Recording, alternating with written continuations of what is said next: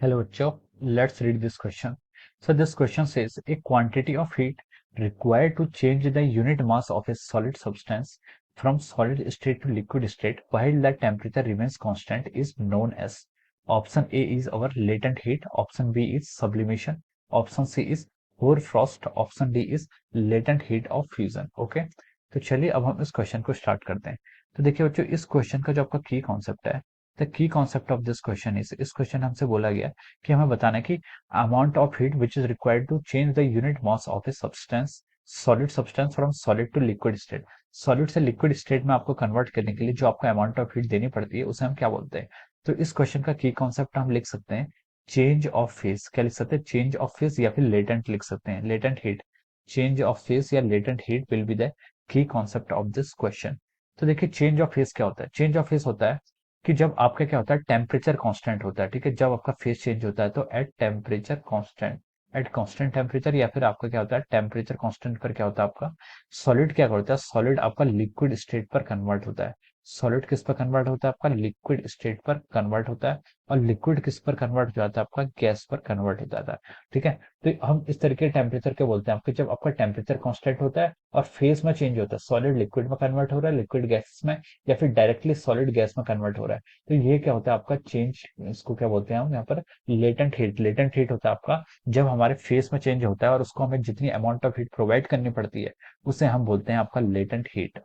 Okay, तो अब देखिए हमसे बोला था कि जब इसमें यूनिट ग्राम ऑफ सब्सटेंस का क्या होता है आपका सॉलिड सब्सटेंस, जब हम सॉलिड से लिक्विड स्टेट में कन्वर्ट होता है एट कांस्टेंट टेम्परेचर, तो हम इसे क्या बोलते हैं। तो जब देखिए आपका सॉलिड से लिक्विड के स्टेट में कन्वर्ट होता है तो यहाँ पर हम इसको क्या बोलते हैं, इसको हम बोलते हैं लेटेंट हीट ऑफ फ्यूजन। क्या बोलते हैं? Latent heat of fusion. जब सॉलिड से लिक्विड में कन्वर्जन होता है तो उसको लेटेंट हीट ऑफ फ्यूजन बोलते हैं। जब आपका लिक्विड से गैस में कन्वर्ट होता है तो उसे हम बोलते हैं लेटेंट हीट ऑफ वेपराइजेशन। क्या बोलते हैं? Latent heat of our vaporisation. This is the latent heat of our vaporisation. Okay, तो ये हमारी क्या होती है, लेटेंट हीट होती है। अब चलिए अब हम क्वेश्चन पे प्रोसीड करते हैं।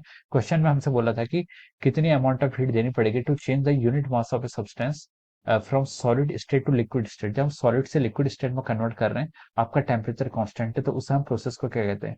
तो ऑप्शन ए में बोला है लेटेंट हीट। लेटेंट हीट आपका इनकम्प्लीट है। इनकम्प्लीट है क्योंकि लेटेंट हीट का मतलब सिर्फ इतना ही होता है कि चेंज ऑफ फेस। ये आपका फेस नहीं बता रहा है कि किस फेस में किससे चेंज हुआ है। तो ए ऑप्शन क्या हो जाएगा आपका, रॉन्ग हो जाएगा। बी ऑप्शन में इसने बोला है आपका सब्लिमेशन। सब्लिमेशन क्या होता है आपका, ऑप्शन बी में सब्लिमेशन होता है आपका जब आपका सॉलिड से डायरेक्ट क्या होता है, गैसियस फेज में कन्वर्ट हो जाता है, उसे हम क्या बोलते हैं, सब्लिमेशन। तो इसे हम क्या कहेंगे, जब सॉलिड से गैस होता है उसे सब्लिमेशन कहते हैं। तो ये ऑप्शन भी क्या हो जाएगा आपका, रॉन्ग हो जाएगा। ऑप्शन सी में आपको गिवन है होर फ्रॉस्ट। होर फ्रॉस्ट का मतलब होता है जब आपका गैस डायरेक्टली सॉलिड स्टेट में कन्वर्ट हो जाता है। इसको ऐसे समझ सकते हैं जैसे जब आपका जो आप वेपर होते हैं, जो आपके वेपर्स होते हैं गैसेस फॉर्म में होते हैं, वो क्या डायरेक्ट आइस में कन्वर्ट हो जाते हैं, उसको हम क्या बोलते हैं, होर फ्रॉस्ट। तो ये भी आपका क्या हो जाएगा, रॉन्ग हो जाएगा। ऑप्शन डी में बोला है latent heat of fusion. Latent heat of fusion तब होगा जब सॉलिड से लिक्विड फेज में कन्वर्ट होगा। तो ऑप्शन डी क्या हो जाएगा, इसके करस्पॉन्डिंग आपका राइट आंसर हो जाएगा। तो हम लिख सकते हैं यहाँ पर option D is the correct answer of this question.